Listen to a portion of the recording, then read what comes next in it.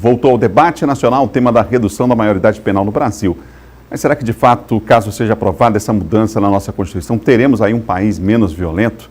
As crianças e jovens são mais vítimas dessa violência ou autores de atos infracionais? Vamos ver a reportagem. A questão é motivo de polêmica e não é de hoje. Uma nova proposta de emenda à Constituição pretende reduzir a maioridade penal para 14 anos em casos de crimes hediondos, homicídios dolosos e lesões corporais seguidas de mortes. A proposta foi apresentada pelo senador Flávio Bolsonaro e já tramita na Comissão de Constituição e Justiça do Senado Federal desde o último dia 28 de março. Já contaria, inclusive, com o apoio de mais de 10 partidos.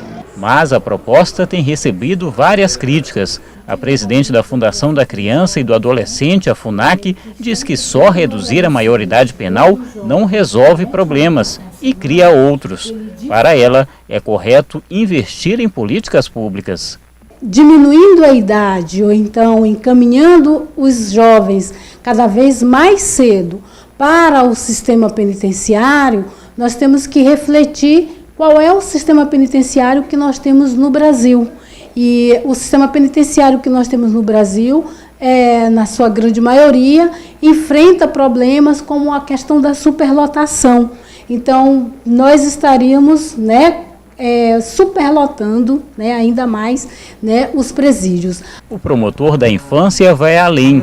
Diz que a PEC pode ser considerada, inclusive, inconstitucional. Fazer a redução de 18 para 16 anos e também tratar de um tratamento ainda mais desigual pela prática de determinados crimes, também aparentemente não se coaduna com o princípio da proteção integral de crianças e adolescentes, porque esse princípio ele é derivado basicamente pelo texto constitucional para a questão etária.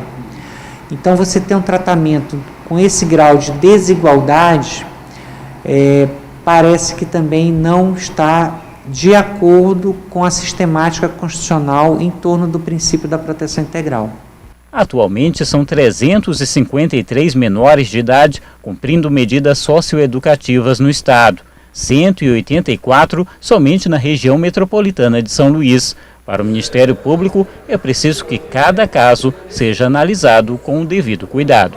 Toda e qualquer alteração do procedimento de responsabilização penal juvenil dos adolescentes que praticam o chamado ato infracional, que é o delito na denominação do Estatuto, tudo isso tem que estar de acordo não apenas com o artigo 228, mas com o artigo 227, que é o que trata da doutrina da proteção integral da criança e do adolescente, ou seja, não se pode tratar desigualmente adolescentes nessa situação como pretende a PEC do senador. Para ajudar nessa reflexão, eu recebo aqui no estúdio a defensora Jaqueline Sampaio, do Núcleo Auxiliar Geral da Defensoria Pública do Maranhão. Ela está conosco aqui comigo para falar, para a gente refletir um pouco mais sobre esse assunto. Olá, Jaqueline. Bom dia. Bom dia. Jaqueline, esse tema é um tema que volta à pauta agora, até pela apresentação de alguns projetos lá no Senado, na Câmara também.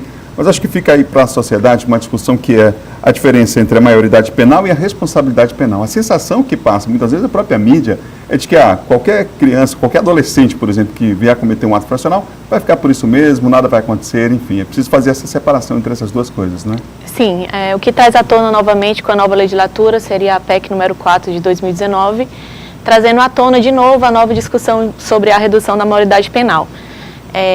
O Brasil, ele adota a responsabilidade penal dos adultos a partir de 18 anos, no entanto, os adolescentes, a partir de 12 anos, eles já têm a responsabilização penal, mas eles respondem de acordo com a sua legislação especial, que é o Estatuto da Criança e do Adolescente. Inclusive, o Brasil é um dos países que adota esse início de responsabilidade menor. A partir dos 12 anos de idade, já se começa a responder, mas de uma forma especial, que seria frente ao ECA.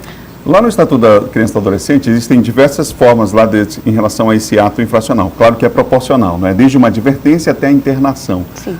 Mas há também uma outra corrente que trata da dificuldade, da efetividade, digamos assim, desse Estatuto da Criança e do Adolescente. Alguns falam em mudança já do Estatuto e outros falam de ainda a sua aplicabilidade, né, integral, que deveria ser ainda uma referência. O que você pensa sobre isso? Infelizmente, nós temos um país no qual os direitos e garantias individuais não são aplicados, né?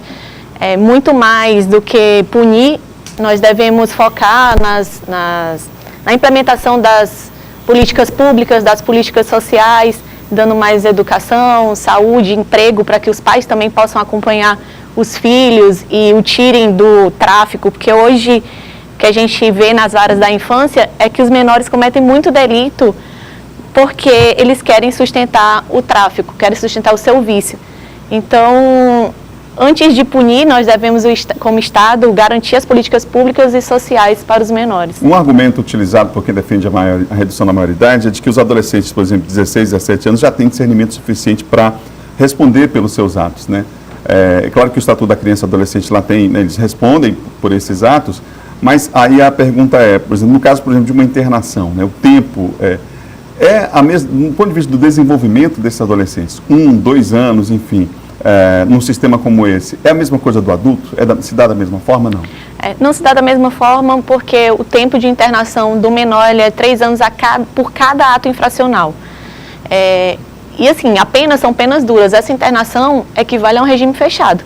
São cumpridos dentro das unidades de internação.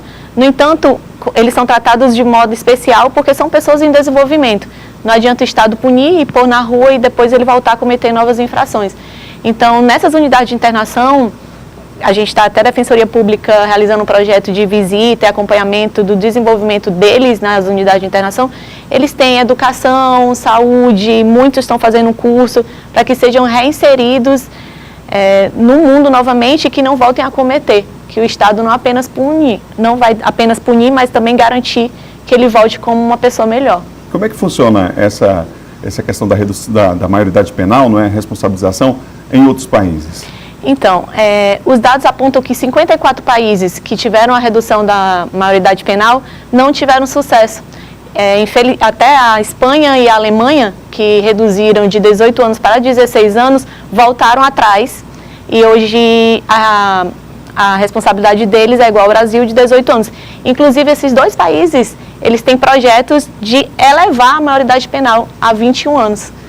Porque eles viram que não foi com sucesso. E o Brasil, ele é signatário da Convenção Internacional do Direito da Criança, que traz como referência no mundo todo a responsabilidade a partir dos 18 anos, a maioridade penal. Você falava ainda há pouco do foco voltado para políticas públicas, no sentido, inclusive, de, quer dizer, pensar a violência para além da questão policialesca, não é? A violência, ela não deve ser tratada apenas na punição, porque a violência ela é um ato complexo. Não é apenas o rigor da lei ou de uma legislação que vai fazer que a pessoa não cometa novos delitos. Porque nós que trabalhamos com isso, sabemos que o motivo não é apenas esse. Não vai impedir a pessoa de cometer novos delitos apenas porque tem uma lei mais forte.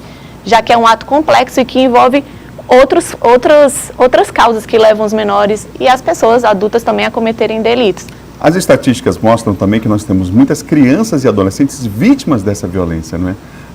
Às vezes a própria mídia, e aí fazendo meia-culpa, dá dimensão enorme a determinados atos infracionais, e aí as pessoas ficam realmente com essa sensação de que há um grande número de pessoas, de que a violência se dá exatamente por conta desse público, mas é preciso ver o outro lado da moeda, que é a violência praticada contra esse público infanto-juvenil, não, Jaqueline? Isso, e começa aí, é o Estado não garantindo as políticas públicas, não dando educação, saúde, emprego aos pais, que já começa a violência contra os menores. Eles são muito vítimas da sociedade.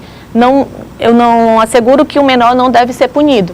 Ele deve ser punido sim, mas ele deve ser punido de uma forma especial dentro como ele é hoje no Brasil.